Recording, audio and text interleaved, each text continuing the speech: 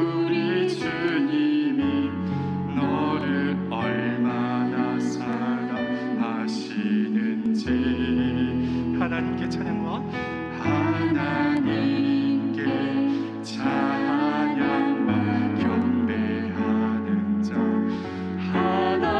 하나님의 선하심을 닮아가는 자 너의 모든 것 창조하신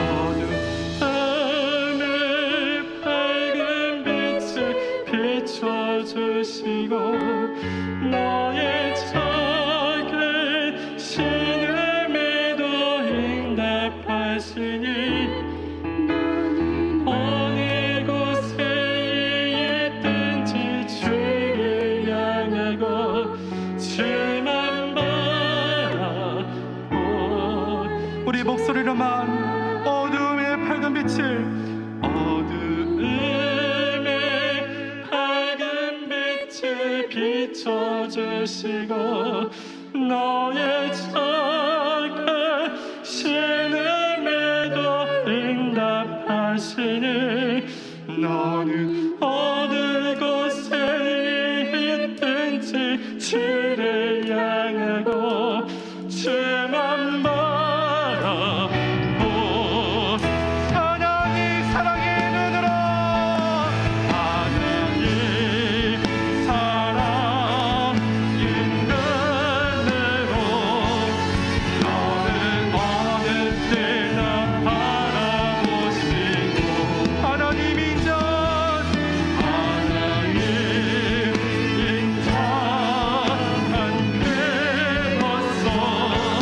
언제나 너에게 기울이시니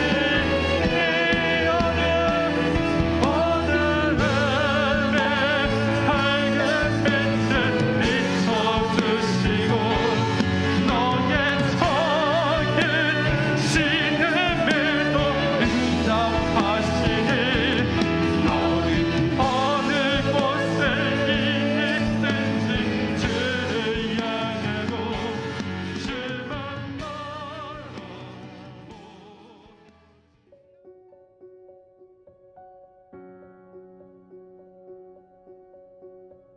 모세의 장인 호밥의 자손 중 겐 사람 헤벨이 자기 족속을 떠나 게데스에 가까운 산나님 상수리 나무 곁에 이르러 장막을 쳤더라.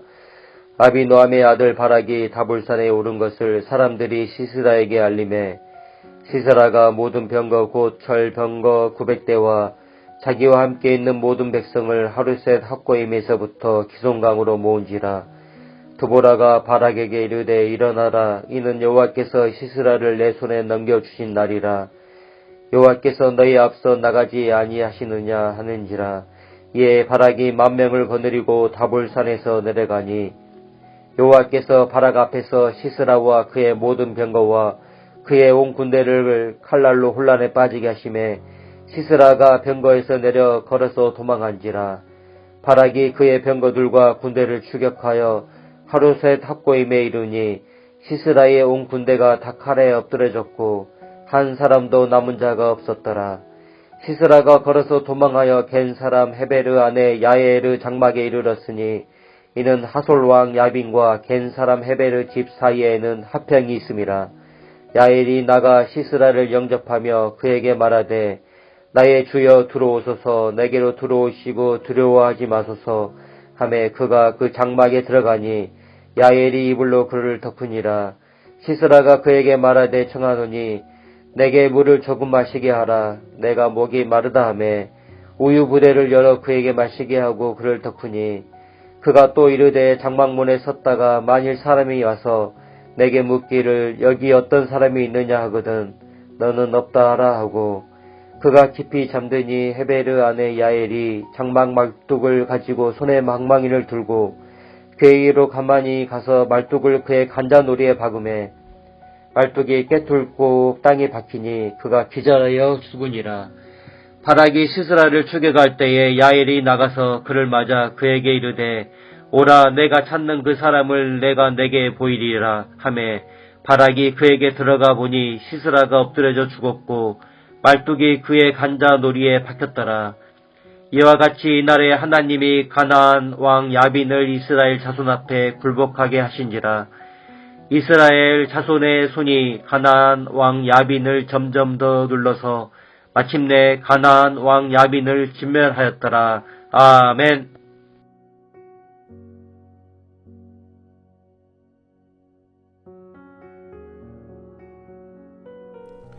할렐루야. 오늘 하루도 평안하셨나요? 11월 9일입니다. 11월도 어느덧 중순으로 치닫고 있습니다. 사랑하는 성도 여러분, 2021년 우리에게 주어지고 또 남은 시간 동안 하나님께서 우리의 성품을 변화시키는 귀한 일에 우리 모든 성도들이 다 열심으로 또 충성하시고 순종하시기를 간절히 축원드립니다. 지난 주일 우리는 연합과 하나됨에 대한 말씀을 함께 살펴보았습니다. 물론 연합하고 하나 된다는 것 결코 쉽지 않습니다. 그러나 우리 교회의 머리가 예수 그리스도요. 그리고 우리는 바로 그 예수 그리스도를 머리로 하는 한 몸 된 지체라는 사실을 우리가 분명히 확신한다면 우리는 성령께서 하나 되게 하신 것을 힘써 지켜야 하는 바로 그 사명을 가진 자라는 사실을 꼭 기억하시기 바랍니다. 그래서 하나됨을 지키기 위해서 먼저 우리 자신을 하나님의 성품으로 변화시켜야 할 것입니다. 하나님의 성품으로 우리가 변화되어질 때 우리는 다른 사람을 인정할 수 있고 또 서로의 차이를 존중할 수 있게 되는 것입니다. 거기에서부터 하나됨은 시작할 수 있습니다. 사랑하는 성도 여러분, 하나 되게 하신 것, 우리를 교회로 모여 하나 되게 하신 것, 그것을 힘써 지켜서 우리를 하나 되게 하신 그 하나님을 증거하고 또 그 하나님을 영화롭게 하는 여러분 되시기를 간절히 축원드립니다. 오늘 새벽에 우리는 사사기 4장 11절에서 24절의 말씀을 함께 묵상해 보았습니다. 본문은 이스라엘 군과 그리고 가나안군의 전투와 그 결과를 우리에게 보여주고 있습니다. 그런데 본문에는 그 전투를 시작함에 있어서 11절에 아주 독특한 말씀을 전제하고 있습니다. 그것은 바로 겐 족속의 후손이었던 헤벨, 그와 그의 아내가 바로 이 가나안 족속의 지배를 받았던 바로 그 게데스에 살고 있었다는 사실을 우리에게 전제하고 있는 것입니다. 이것은 이후에 일어날 사건에 대한 복선이라고 할 수 있습니다. 그리고 드디어 이제 바락이 이끄는 이스라엘 군과 시스라가 이끄는 가나안 군이 전쟁을 벌이게 됩니다. 그런데 이 전쟁은 철저하게도 가나안과 그리고 그 시스라에게 유리한 전쟁이었습니다. 전쟁에서 가장 중요한 것은 먼저 선제 기습하는 것입니다. 또 그 전쟁에서 가장 유리한 고지를 점령하는 것입니다. 또한 가장 전쟁에 필요한 그런 그 물자와 그리고 그 무기를 갖추는 것이 전쟁에서 승리하는 비결일 것입니다. 이 모든 것에 있어서 시스라가 이끄는 가나안 연합군은 이스라엘보다 월등하였던 것입니다. 하지만 이스라엘에게는 하나님이 계셨습니다. 하나님께서 이스라엘과 함께 하시고 그 하나님께서 이스라엘의 편이 되어 주시니 이스라엘은 결코 상대가 되지 않았던 그 가나안의 연합군을 물리치고 승리하는 것을 볼 수 있습니다. 사랑하는 성도 여러분, 이처럼 우리의 형편이 어떠냐, 우리의 상황이 어떠냐, 또 우리가 무엇을 가졌느냐, 어떤 능력이 나에게 있느냐라고 하는 것도 이 세상을 살아가는데 중요하겠지만, 그러나 그것은 결코 우리의 인생을 승리로 이끌 수 없습니다. 우리의 인생을 진정한 승리로 이끄는 것은 바로 하나님께서 우리와 함께 하시느냐, 하나님께서 우리 편이 되어주시느냐 하는 것입니다. 만약 하나님께서 우리와 함께 하시어서 우리 편이 되어주시어서 하나님께서 싸우신다면 우리는 반드시 승리하게 될 것입니다. 그러나 아무리 좋은 무기를 가졌고 또 아무리 좋은 기술과 능력이 우리에게 있다 할지라도 하나님께서 우리와 함께 하시지 않는다면, 하나님께서 우리 편이 아니라면 우리는 그 전쟁에서 패배할 수밖에 없다는 사실을 여러분 기억하시기 바랍니다. 전쟁에서 패한 시스라는 이제 도망쳐 헤벨의 집에 피신을 하게 됩니다. 이 시스라를 맞이하는 야엘의 그 친절함과 또 배려에 시스라는 그만 마음을 놓고 잠들어 버렸습니다. 하지만 이 야엘은 바로 그 시스라를 죽이는 하나님의 귀한 일하심의 통로가 되는 것을 볼 수 있습니다. 여기서 우리는 중요한 사실 한 가지를 배우게 됩니다. 그것은 바로 헤벨이 그의 인간적인 생각과 또 그런 상황에 의해서 자기의 지파의 그 분배받은 땅을 떠나서 게데스에 거주하였고, 또 시스라는 그 자신과 동맹 관계에 있었던 그 헤벨의 집에 피신하였지만 하나님께서 바로 이러한 그 모든 것들을 하나님의 일하심의 통로로 사용하신다는 것입니다. 사랑하는 성도 여러분, 우리의 삶에 있어서 때로는 우리의 실패도 또 이 상황의 불리함조차도 하나님께서 일하시는 그 하나님의 통로가 된다는 사실을 여러분 기억하시기 바랍니다. 결코 우리가 패배하고 또 좌절하고 포기하고 절망할 때라는 것은 없습니다.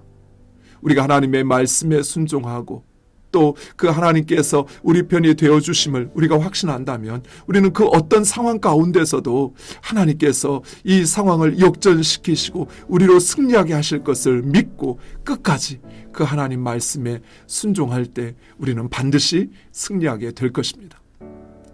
참 재미있는 것은 이처럼 하나님의 일하심에 놀라운 통로가 되었던 드보라와 야엘, 이 두 여인의 이름은 바로 이스라엘이 얼마나 축복받았는가라는 사실을 우리에게 보여주고 있습니다. 드보라의 이름은 염소라는 뜻을 갖고 있습니다. 염소는 이스라엘 백성들이 젖을 얻는 가장 중요한 수단이었습니다. 그리고 야엘은 꿀벌이라는 뜻을 가지고 있습니다. 꿀벌은 이스라엘 백성들이 그들의 삶의 치료 목적으로도 사용하고 또 그 삶을 풍요롭게 했던 바로 꿀을 얻는 중요한 수단이었던 것입니다. 이처럼 이 드보라와 야엘은 이스라엘의 젖과 꿀이 되는 바로 그런 놀라운 일들을 이루어가는 것을 볼 수 있습니다. 사랑하는 성도 여러분, 하나님께서 이스라엘 백성들에게 젖과 꿀이 흐르는 가나안 땅을 약속하신 것은 단순히 먹을 것이 풍부한 땅이 아니었습니다. 하나님께서 그들의 구원자가 되시고 힘과 능력이 되어주시겠다는 약속이었던 것입니다. 그 약속이 바로 우리들에게도 상속되었다는 사실을 여러분 기억하시기 바랍니다. 하나님 우리에게 젖과 꿀이 흐르는 가나안 땅을 약속하셨습니다. 사랑하는 성도 여러분, 우리가 하나님의 말씀에 순종하여 믿음으로 행한다면 여러분이 서 있는 그곳, 여러분이 일하는 그곳은 바로 젖과 꿀이 흐르는 땅으로 변하게 될 것입니다. 여러분의 상황이 아무리 불리하고 여러분의 환경이 도저히 희망이라고는 찾아볼 수 없는 상황이라 할지라도 그 상황을 역전시키시는 하나님, 그 하나님을 기대하시기 바랍니다. 그리고 그 하나님을 믿고 그 하나님 말씀에 순종하여 여러분의 삶 속에서 승리하게 하시는 하나님의 그 놀라운 역사를 경험하시기를 간절히 축원드립니다. 오늘 우리 주신 말씀 두 가지를 붙잡고 다시 한번 기도하겠습니다. 먼저 하나님께서 하나 되게 하신 것을 힘써 지키는 우리 모두가 되게 달라고, 우리가 하나님의 성품으로 변화되어지고 또 우리를 하나 되게 하시는 그 하나님의 뜻 가운데 서로를 인정하고 그 다름을 존중하여 하나 되는 것을 힘써 지키는 우리 모두가 되게 달라고 기도하시기 바랍니다. 또한 오늘 주신 귀한 말씀처럼 하나님께서 우리의 삶 가운데 우리의 그 불리한 상황과 환경을 역전시키셔서 하나님께서 그것을 통해서조차 우리를 구원하시고 우리를 승리케 하시는 그 하나님의 놀라운 역사가 우리의 삶에, 가정에, 그리고 우리의 직장과 사업장에 일어나게 해달라고 우리 다 같이 한 마음으로 기도하시겠습니다.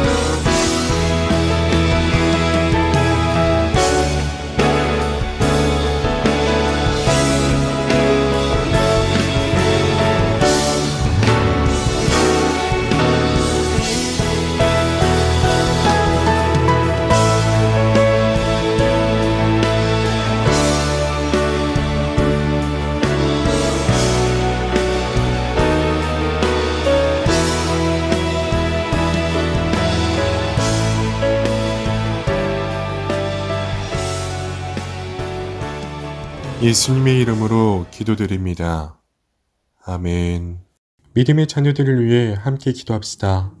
수능과 수시를 준비하는 자녀들에게 영육의 강건함을 주시고 주어진 시간을 잘 활용하도록 지혜와 명철을 주옵소서. 자녀들의 어떤 상황 속에서도 두려워하지 않고 길을 여시는 하나님을 신뢰하며 매일의 삶을 충실하게 감당하는 선한 청지기들 되게 하옵소서. 이 기도 제목 가지고 함께 기도하도록 하겠습니다.